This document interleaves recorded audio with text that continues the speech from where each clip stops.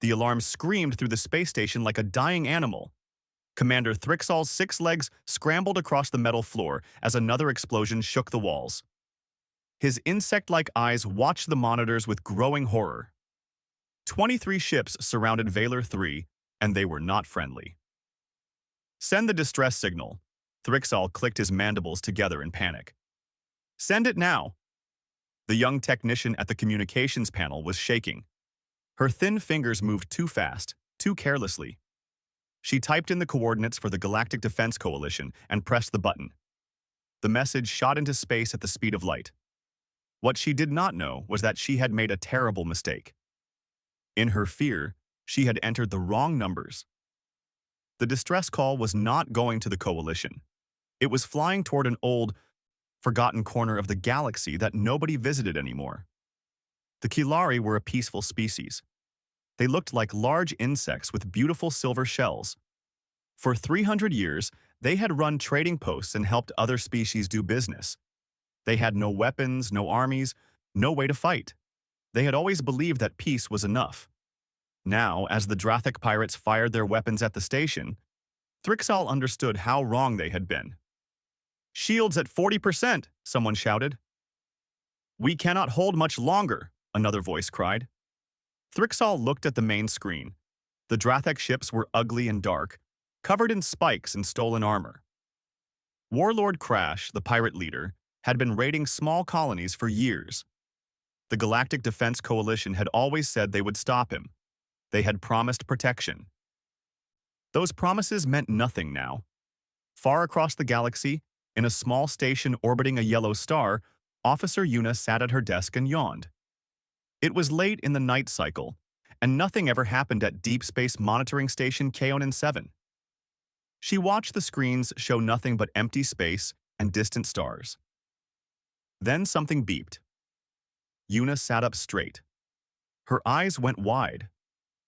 A signal was coming through on an old frequency that nobody used anymore. It was the kind of frequency that Earth had used decades ago for space probes. Why would anyone send a message on that channel? She pressed a button and listened. The message was broken and full of static, but she could hear the panic in the alien voice. She could hear the explosions in the background. "Captain Doyun," Yuna shouted into her communicator. "You need to see this right now." Captain Doyen arrived in the communications room within 2 minutes. He was a tall man with tired eyes and gray hair at his temples. He had been monitoring deep space for 15 years and had never seen anything like this. "Play it again," he said. Yuna played the message. Even though the words were in an alien language, the computer could translate some of it. "Under attack. Need help. Coordinates." The rest was just noise and screaming. "Where did this come from?" Doyen asked. "The Valor system, sir. It is about 6 days away at maximum jump speed." "Did they send this to us?" Yuna shook her head. "No, sir. This frequency is very old. I think they made a mistake. They probably meant to send it to someone else." Doyen stared at the screen for a long moment. Then he picked up his communicator and called Commander Taiho at the Rapid Response Division. "Sir, we have a situation," Doyen said. Commander Taiho listened to the recording. There was silence on the other end of the line for several seconds. Then Taiho spoke in his deep, calm voice. "They called for help." "Sir, with respect, they did not call us. It was an accident." "Does that matter, Captain?" Doyen thought about that. He thought about the fear in the alien voice. He thought about the explosions and the screaming. "No, sir," Doyen finally said. "I suppose it does not matter." "Good. I will contact Admiral Nari. Stay on that frequency. If they send another message, I want to know immediately." The call ended. Doyen looked at Yuna, and she looked back at him with wide eyes. "Are we really going to do this?" she asked. "I think we are," Doyen replied. Admiral Nari received the call while she was eating dinner with her family. She listened to the recording 3 times. Her husband watched her face change from relaxed to serious. "You are going, aren't you?" he asked quietly. "They called for help," Nari said. "They called someone else." "They called, and we heard them. That is enough." Nari stood up and kissed her husband on the forehead. Then she called her senior officers. Within 2 hours, the Third Expeditionary Fleet was preparing to leave Earth's orbit. The fleet was impressive. 47 warships moved into formation like a school of metal fish. 8 massive dreadnoughts led the way, each one carrying enough firepower to destroy a small moon.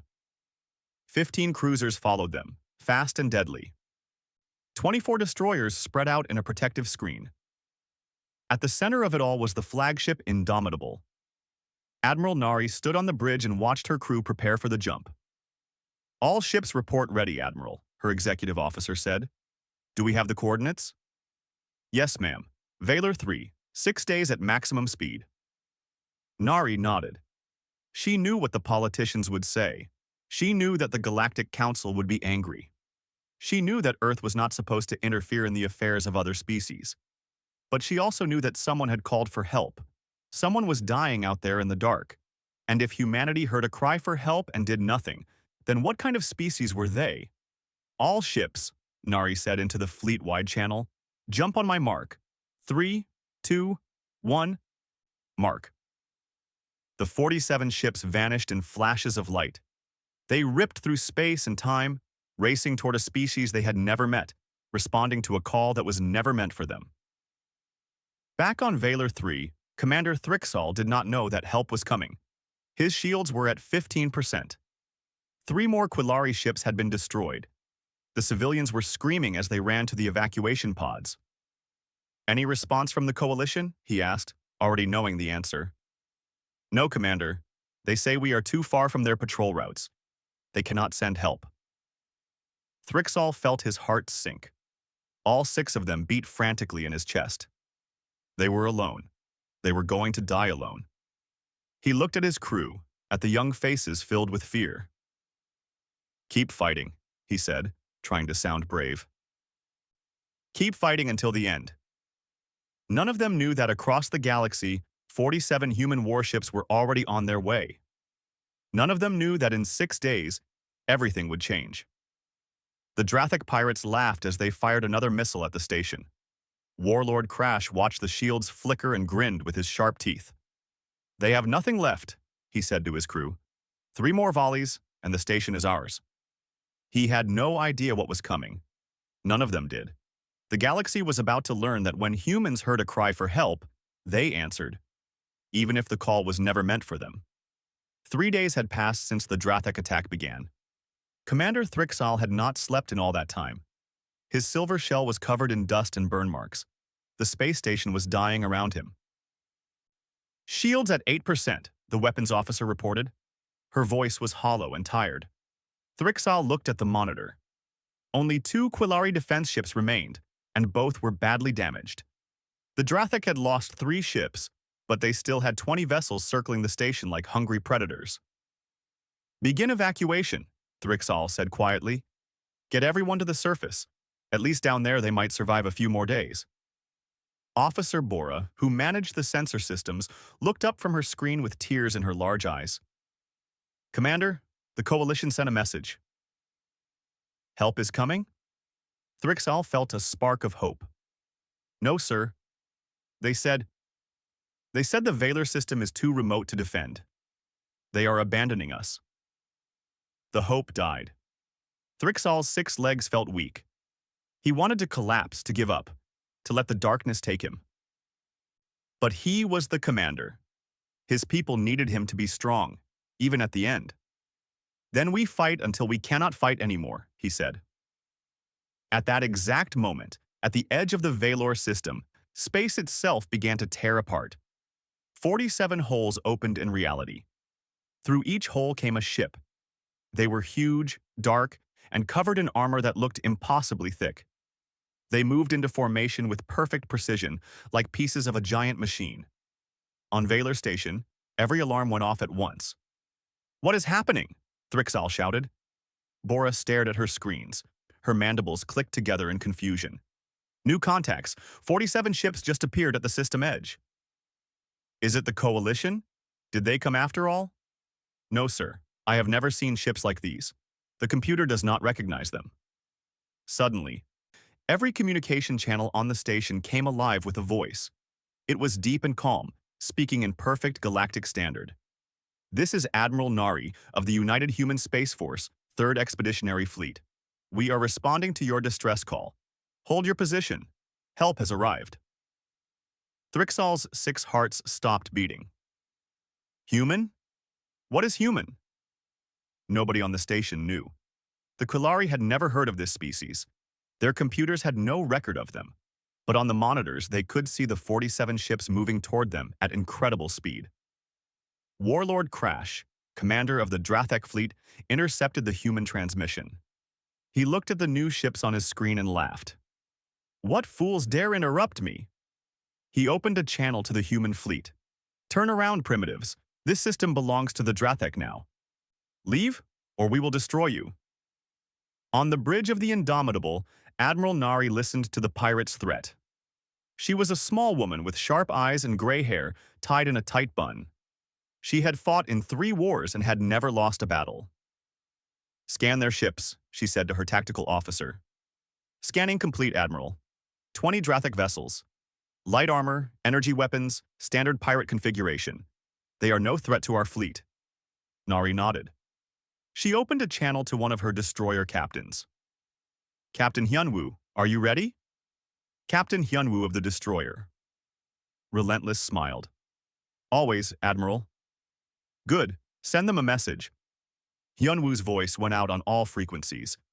Drathek vessels, this is Captain Hyunwoo of the UHSF Relentless. You have attacked a civilian station and killed innocent people. Power down your weapons and surrender immediately. You have 30 seconds to comply. Crash laughed again. He thought these humans were joking. You dare give me orders? I will enjoy destroying your tiny ships. The Drathek fleet opened fire. Energy beams lanced through space toward the human vessels. The beams hit the human ships and did nothing. The armor was too thick. The energy just splashed against the metal like water against stone. All ships, Admiral Nari said calmly, return fire. What happened next would become famous throughout the galaxy. The human ships moved forward, not away. Their railguns fired metal slugs at incredible speeds. Each slug weighed tons and moved at a fraction of light speed. When they hit the Drathek ships, the ships simply exploded. Plasma lances cut through space like swords made of sunlight. They sliced pirate vessels in half. And then the humans used something the galaxy had not seen in warfare for thousands of years. Nuclear weapons. The missiles were small and precise. They flew between the Drathek ships and detonated. The nuclear fire consumed everything it touched. On Valor Station, everyone watched in stunned silence. The battle was not really a battle at all. It was an execution. Bora watched her sensors and could not believe what she was seeing. They are moving so fast. Their coordination is perfect, and those weapons. How long has the battle been going? Thrixal asked. Bora checked her timer. 2 minutes and 40 seconds, sir. How many Drathek ships are left? 3, sir. They are running away. 4 minutes after it began, the battle was over. 20 Drathek ships had become clouds of debris. 3 had escaped by emergency jump, including Crash's flagship. The human fleet had not lost a single vessel. They had not even been damaged. Admiral Nari's voice came over the channel again. Valor Station, this is Admiral Nari. The immediate threat has been neutralized. We are sending shuttles with medical supplies and repair equipment. Are there wounded who need help? Thrixal realized his mandibles were hanging open. He closed them and tried to speak. Yes. Yes, we have many wounded, but who are you? Why did you come? We received your distress call 3 days ago. We came as fast as we could. I apologize that we could not arrive sooner. But we did not send the call to you. There was a pause. Then Nari said something that Thrixal would never forget. It does not matter who you sent it to. You called for help. We heard you. That is enough. 2 hours later, Admiral Nari's shuttle landed in the station's damaged docking bay. She stepped out with her diplomatic officer, a young woman named June. Thrixal met them at the airlock. He saw that humans looked strange but not frightening. They had smooth skin, hair on their heads, and only 2 legs. They were much smaller than he expected for such fierce warriors. Admiral Nari, Thrixal bowed his head low. You saved us. You saved everyone. I do not have words to thank you enough. Nari smiled. It was a kind smile. You do not need to thank us, Commander. We were happy to help. But we did not even know your species existed. The distress call was an accident. We meant to call the Galactic Defense Coalition. June, the diplomatic officer, spoke up. We know it was an accident, Commander. You sent it on an old frequency we used to use for deep space probes. When we heard it, we came. But why? You had no reason to help us. Admiral Nari looked confused by the question. You needed help. Is that not reason enough? Thrixal stared at her. In all his years and all his knowledge of the galaxy, he had never met a species that thought like this. Most species helped their allies because of treaties and trade agreements.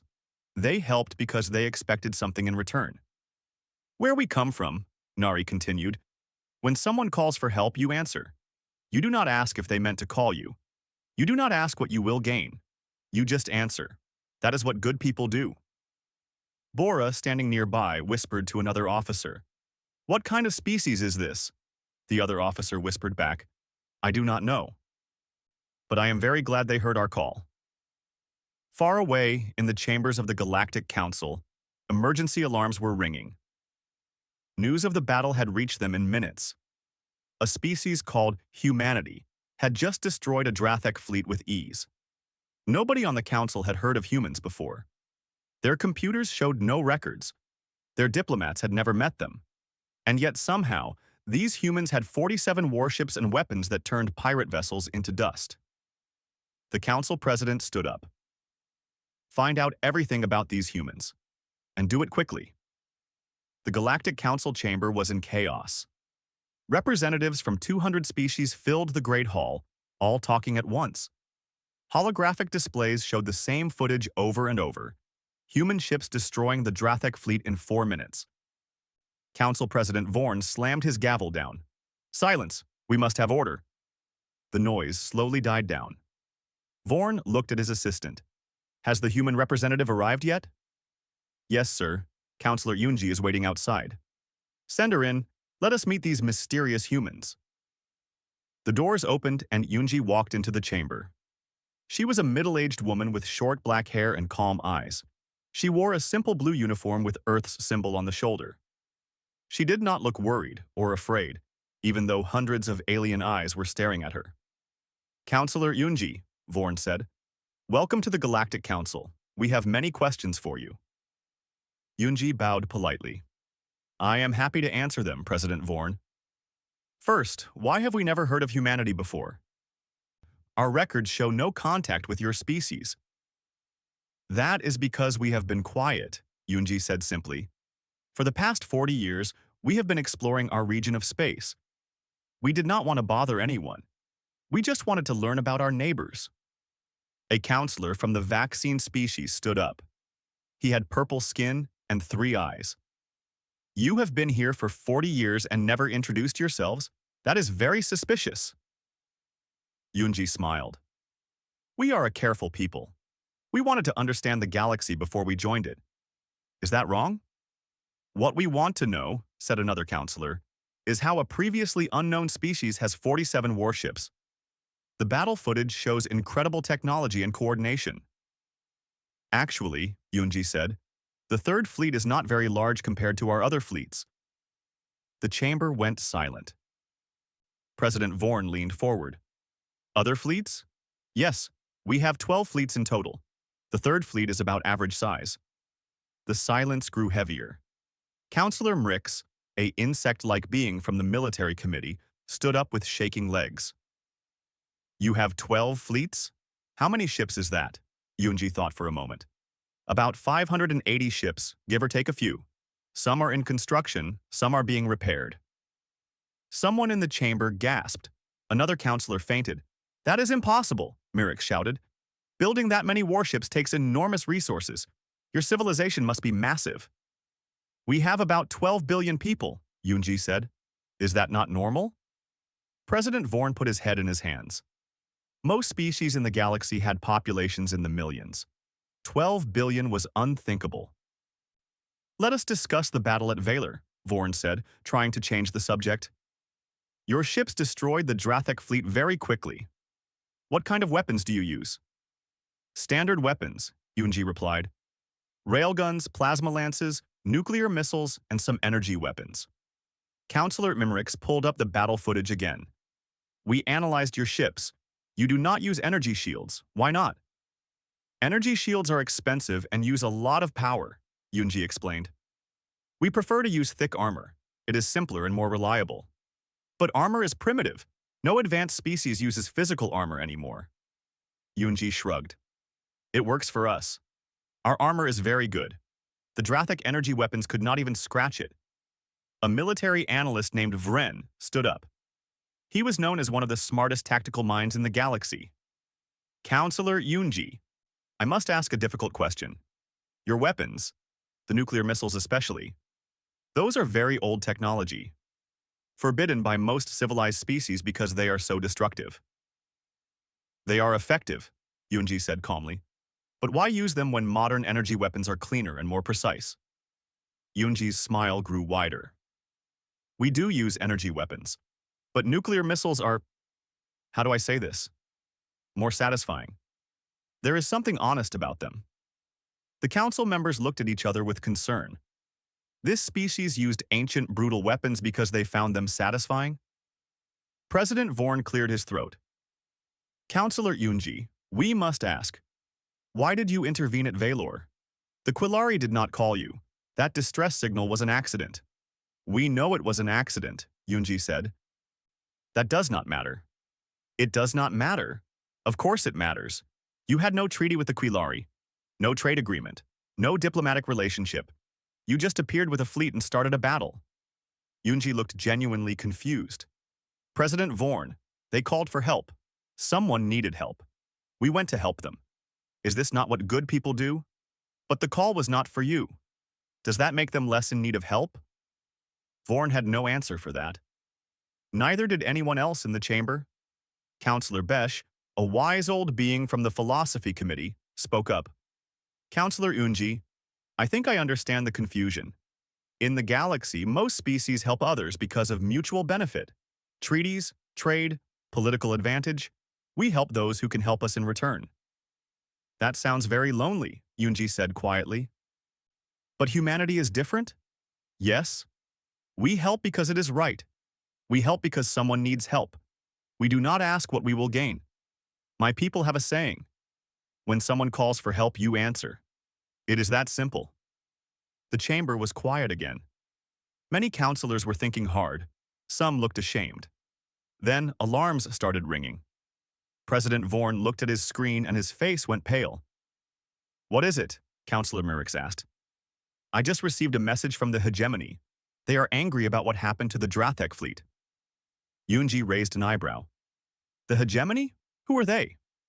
A military alliance of aggressive species.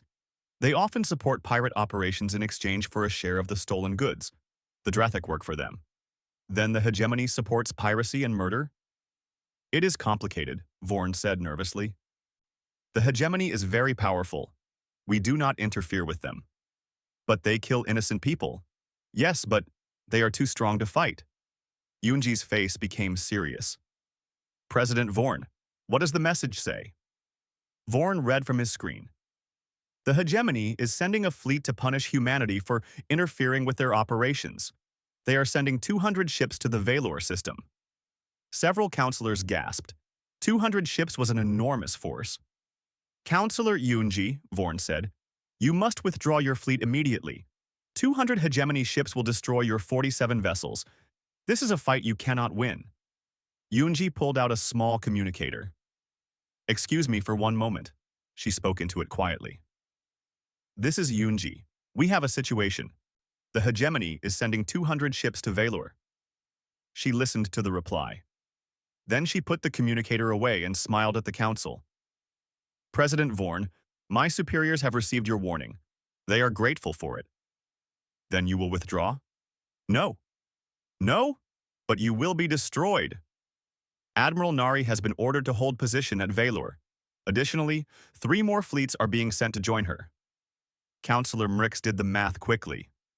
That is 230 ships. 230 against 200, Yunji said.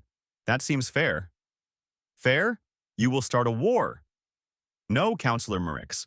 The Hegemony started a war when they sent pirates to murder civilians. We are just going to finish it. President Vorn stood up, his voice shaking. Counselor Yunji, please. We are trying to help you. The Hegemony is ruthless. They have been a power in this galaxy for centuries. You cannot defeat them. Yunji looked at him with kind eyes.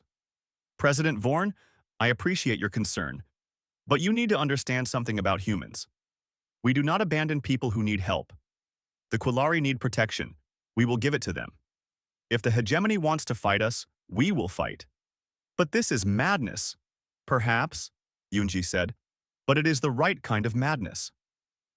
Far away on Valor Station, Commander Thrixall received the news. 200 Hegemony ships were coming. He looked at Admiral Nari with terror in his eyes. You must leave, he begged. You have done enough. Save yourselves. Admiral Nari shook her head.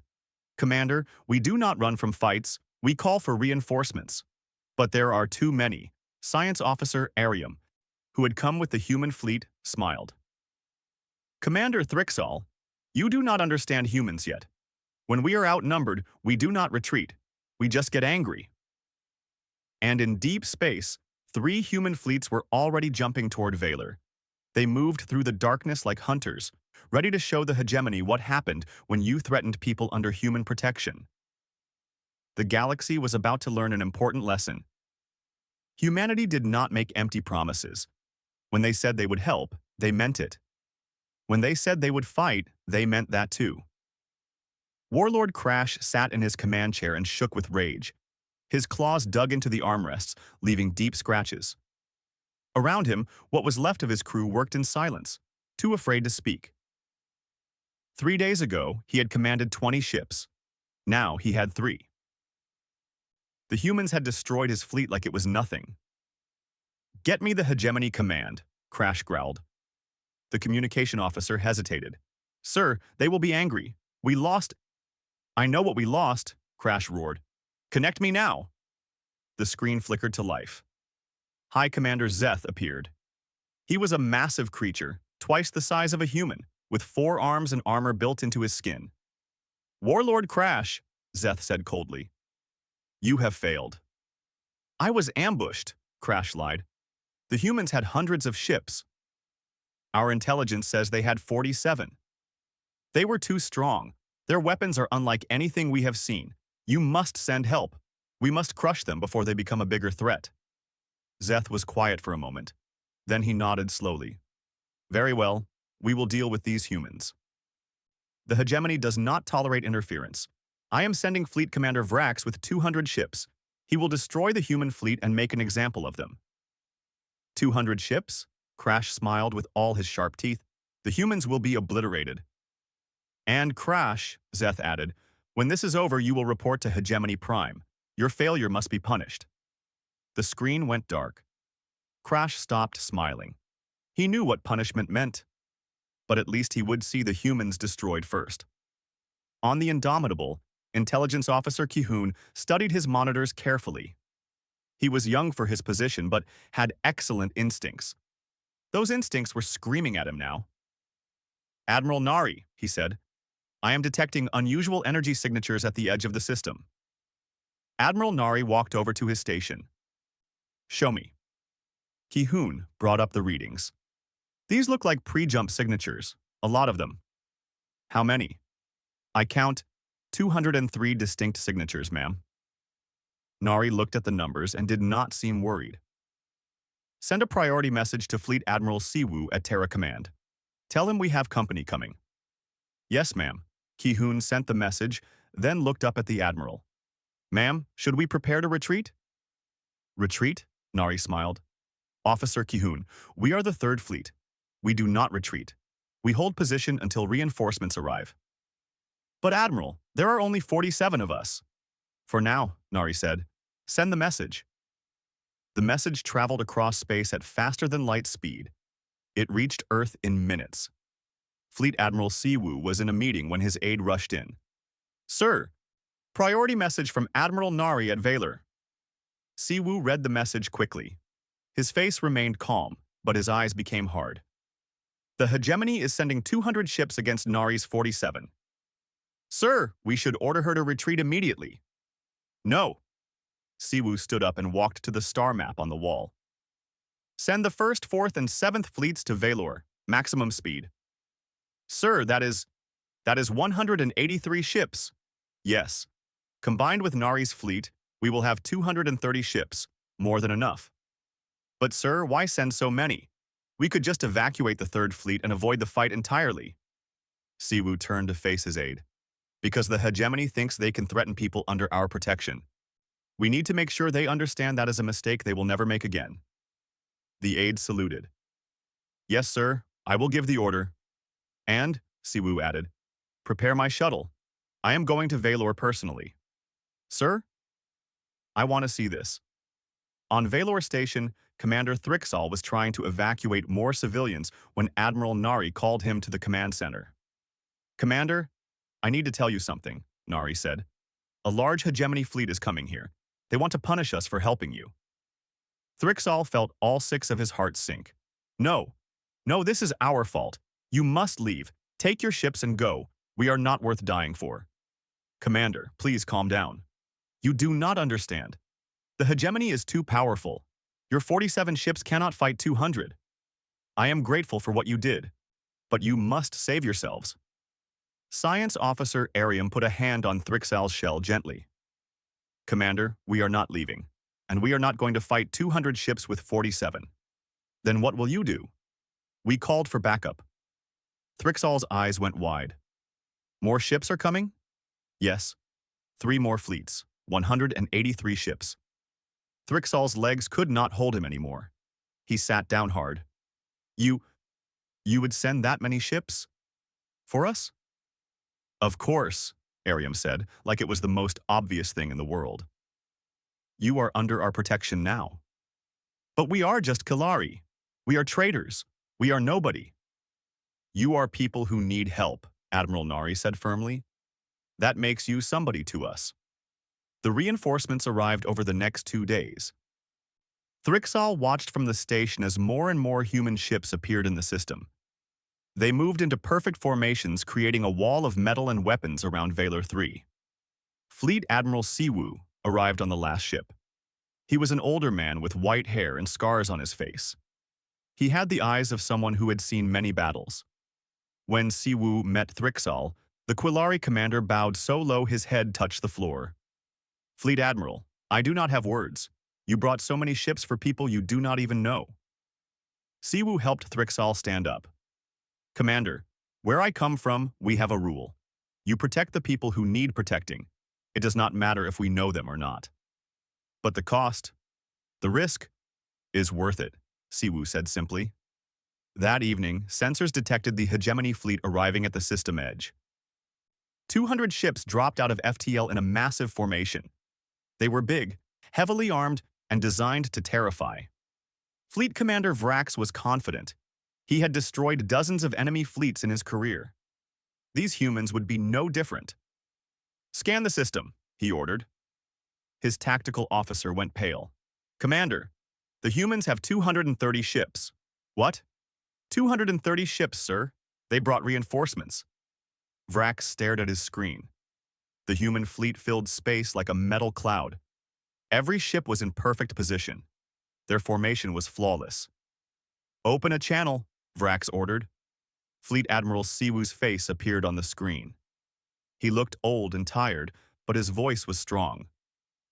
Hegemony Fleet, this is Fleet Admiral Siwoo of the United Human Space Force. You are ordered to withdraw immediately. This system is under our protection. Vrax laughed. You think you can order us around? We are the Hegemony. We have ruled this region for centuries. Not anymore, Siwoo said. You have 10 minutes to turn around and leave. After that, we will consider you hostile. You dare threaten us? It is not a threat. It is a promise. Leave now, or we will remove you.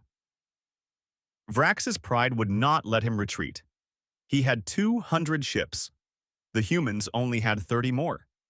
He could still win. All ships, attack formation, Vrax shouted. Destroy them. The Hegemony fleet surged forward, their weapons powered up, ready to fire. On the Indomitable, Admiral Nari looked at Fleet Admiral Siwu. "Sir, they are attacking." "Then let us teach them why that was a mistake," Siwu said calmly. "All ships, weapons free. Show them what happens when they threaten the innocent." The two fleets crashed together like waves of metal and fire. But it was not really a battle. It was a slaughter. The human ships moved with terrifying coordination. They had practiced together for years. Every captain knew exactly where to be and when to fire. The Hegemony ships were powerful but clumsy. They had relied on fear for so long that they had forgotten how to really fight. Human railguns tore through Hegemony armor. Plasma lances cut ships apart. Nuclear missiles turned entire vessels into clouds of gas. Commander Thrixal watched from the station with his mouth open. "How long has it been?" he asked Ariam. She checked her timer. 12 minutes. "How many Hegemony ships are left?" 72. No. 68. No. 61. The numbers kept dropping. The Hegemony ships tried to retreat, but the humans were everywhere. There was no escape. Fleet Commander Vrax realized, too late, that he had made a terrible mistake. These humans were not lucky. They were not primitive. They were the most dangerous warriors he had ever seen. "Retreat!" he screamed. "All ships retreat!" But it was too late for most of them. When the battle ended 17 minutes after it began, only 36 Hegemony ships remained. 164 had been destroyed. The human fleet had lost 0 ships. They had suffered minor damage to 3 cruisers. That was all. Siwu opened a channel to the surviving Hegemony ships. "Leave. Tell your leaders what happened here. Tell them that humanity protects the innocent. Tell them that if they ever threaten people under our protection again, we will not be so merciful next time." The Hegemony ships jumped away as fast as they could. On Valor Station, every Quillari was silent. They had just watched humanity defeat the most feared military power in the region. Commander Thrixal looked at Fleet Admiral Siwu with something like worship in his eyes. "Who are you people?" he whispered. "We are humans," Siwu replied, "and you are our friends now. Friends protect each other." News of the battle spread across the galaxy like wildfire. Every species, every government, every merchant and soldier heard the same incredible story. Humanity had defeated the Hegemony. Not just defeated them, destroyed them. In the Hegemony capital world, High Commander Zeth watched the battle recordings for the 20th time. He could not believe what he was seeing. "How many ships did we lose?" he asked quietly. 164, sir. "And the humans?" "None, sir. They did not lose a single ship." Zeth was silent for a long time. Then he gave an order that shocked everyone. "Execute Warlord Crash for incompetence, and send a message to the human government. Tell them the Hegemony will not interfere with their operations again." "Sir, we are surrendering?" "No, we are being smart. The humans are too dangerous to fight. We leave them alone." The Drathek pirate organization collapsed overnight. Without Hegemony's support, they had no money and no protection. Pirates across the galaxy heard what had happened and decided to find new careers. Attacking civilians was not worth facing human warships. At the Galactic Council, an emergency session was called. Every counselor was present. Everyone wanted to know what would happen next. President Vorn looked tired and old. "The question before us is simple. What do we do about humanity?" "We should impose sanctions," shouted Counselor Brell, a hawk-like creature. "They started a war without council approval." "They defended civilians," said Counselor Besh. "Is that not what we should encourage?" "But they are too powerful, too dangerous." Counselor Yunji stood up. All eyes turned to her. "President Vorn, may I speak?" "Please do, Counselor Yunji." Yunji walked to the center of the chamber. "I know many of you are afraid of humanity. You have seen our ships and our weapons. You have seen what we can do when we fight. I understand your fear."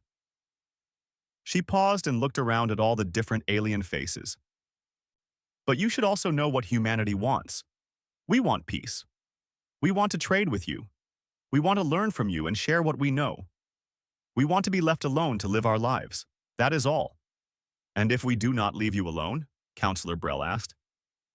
Yunji's face became serious. Then you will have seen 2 of our 12 fleets in action. You will understand what choice you're making. The chamber was silent. President Vorn sighed. Counselor Yunji, what does humanity propose? We propose friendship. We will open trade with any species that wants it. We will defend those who need defending. We will not interfere in your politics or your wars. All we ask is that you do the same for us. And if we refuse, then we will still not interfere with you. But we will remember who our friends are and who they are not. After hours of debate, the council voted. By a narrow margin, they decided to recognize humanity as a sovereign power. They would not sanction Earth. They would not try to control it. They would simply leave humans alone. Many counselors were not happy, but they were also not stupid. Fighting humanity would cost too much. On Valor 3, life was slowly returning to normal. Human engineers worked alongside Quillari workers to repair the station. Human doctors treated the wounded. Human teachers helped Quillari children who had lost their families. Commander Thrixall walked through the station with Captain Doyen, who had been promoted and assigned to stay at Valor as Earth's representative. I still cannot believe this is real, Thrixall said. A month ago, we were dying. Now look, human ships protecting our space. Human workers helping rebuild. It is like a dream. It is very real, Doyen said with a smile. But why? Thrixall stopped walking. Why do you care so much about us? We are just Quillari. We are not important in the galaxy. Doyen thought about how to answer. Commander, let me tell you a story. When I was young, I fell through ice into a frozen lake. I was drowning and could not get out. A stranger jumped in and pulled me out. He almost died saving me. Who was he? I do not know. I never saw him again. But he saved my life because he saw someone who needed help. That is what humans do. We help because someone needs help. It is that simple. But you must want something in return. We do, Doyen said. We want you to be safe. We want you to be happy. We want to be your friends. That is what we want. Thrixall felt tears in his eyes. In all his life, he had never met a species that thought this way. You are very strange, Captain Doyen. So we have been told, Doyen laughed. In another part of the station, Engineer Yejun was teaching a group of young Quillari about human technology. They asked him question after question about Earth and humans. Why do you use armor instead of shields? One young Quillari asked. Because armor does not fail when the power runs out, Yejun explained. It is simple and reliable. But other species say it is primitive. Other species are welcome to use what they want. We use what works. An older Quillari watching the lesson asked a different question. You humans have so much power. So many weapons. Why do you use that power to help others instead of conquering them? Yejun looked surprised. Why would we conquer you? What would be the point? Power? Resources? Territory? We have plenty of resources. We have plenty of territory. What we want is friends and peace. Conquering people does not give us those things. The older Quillari shook his head in wonder. Most species in the galaxy see helping others as optional, as something you choose to do when it benefits you. That is very sad, Yejun said. For humans, helping others is not optional. If someone needs help and you can help them, you help them. That is just basic. That is just being a good person. The idea spread through the station, then through the system, then through the galaxy. Aliens began talking about this strange human philosophy. They help because it is right, not because it benefits them. Some species laughed at the idea. Some species called it naive. But many species began to think hard about their own values. Within 3 months, 12 different systems had requested human protection agreements. They had been abandoned by the Galactic Defense Coalition and terrorized by pirates. They asked if humans would protect them. Earth said yes. The Outer Defense Initiative was born. Human ships began patrolling the outer regions of the galaxy. Pirates learned quickly to avoid any system with a human presence. Admiral Nari was promoted to Supreme Commander of the initiative. She led it with the same calm strength she had shown at Valor. Trade agreements followed. The Quilari gave humans exclusive access to their trading networks. Other species offered technology in exchange for protection or friendship. Earth's economy boomed. But more importantly, Earth gained something else: respect, friendship, love. 1 year after the accidental distress call, Officer Yuna stood on Valor Station and looked out at the stars. She had been promoted and transferred here permanently. It was her job to monitor deep space communications. A young Kalari named Tresh worked beside her. He was training to be a communications officer. "Officer Yuna," Tresh asked, "do humans ever regret answering our call that day?" Yuna looked at the busy station around them. Humans and Kalari worked together everywhere. Children of both species played together in the gardens that had been built. Ships from a dozen different species came and went, trading and talking. "Regret?" Yuna smiled. "Tresh, we are humans. Someone called for help. We could never regret answering." Tresh thought about that. "The galaxy is very lucky you heard our call." "No," Yuna said softly. "We are lucky you called. Before Valor, we were alone in the galaxy. Now look at us. We have friends. We have purpose. We have a place in something bigger than ourselves. You gave us that. By accident. The best things in life often happen by accident." Far away, in the dark corners of the galaxy, species that had once terrorized the weak now avoided certain areas entirely. They knew the signs: human patrol routes, human defense stations, human protection agreements.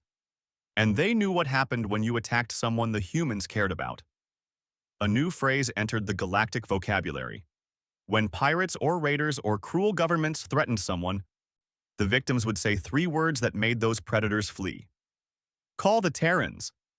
And the Terrans always answered. In the Galactic Council, debates raged about humanity's growing influence. Some counselors worried, some counselors celebrated. But all of them had to admit one thing: the galaxy was changing. For 3,000 years, the strong had preyed on the weak. The Council had allowed it because fighting pirates and raiders was expensive and difficult. It was easier to abandon remote colonies and let them die. But humanity would not allow it. Humans saw injustice, and they fought it. They saw people in need, and they helped them. They did not care if it was profitable or convenient. They just did what was right. And slowly, other species began to follow their example. Young aliens looked at humanity and asked their own leaders, "Why do we not help like the humans do?" It started small. A few species sent their own protection fleets to defend their remote colonies. Others began responding to distress calls they would have ignored before. The change was slow, but it was real. President Vorn, in a private conversation with Counselor Yunji, admitted something he had never said publicly. "Your species shames us," he said quietly. "You show us what we should have been all along." "We do not mean to shame anyone," Yunji replied. "We just do what we think is right. That is why it shames us. Because it is so simple. Help those who need help, protect those who need protection. We made it complicated because we were afraid and selfish. You show us it does not have to be that way."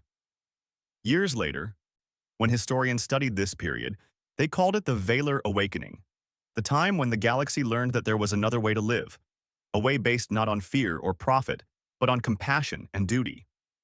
It all started with a simple accident: a distress call sent to the wrong frequency. A call that reached a species no one had heard of.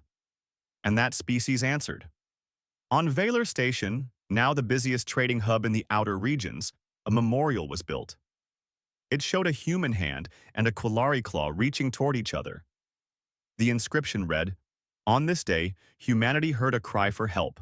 On this day, humanity answered. On this day, the galaxy changed forever. May we always answer the call." Beneath it, in smaller letters, "It does not matter who calls. It does not matter if they meant to call you. What matters is that someone needs help, and you answer." Thousands of beings from hundreds of species visited that memorial every year. They stood before it and thought about what kind of people they wanted to be, and many of them decided to be more like humans, to be the kind of people who answered when someone called for help, even if the call was never meant for them.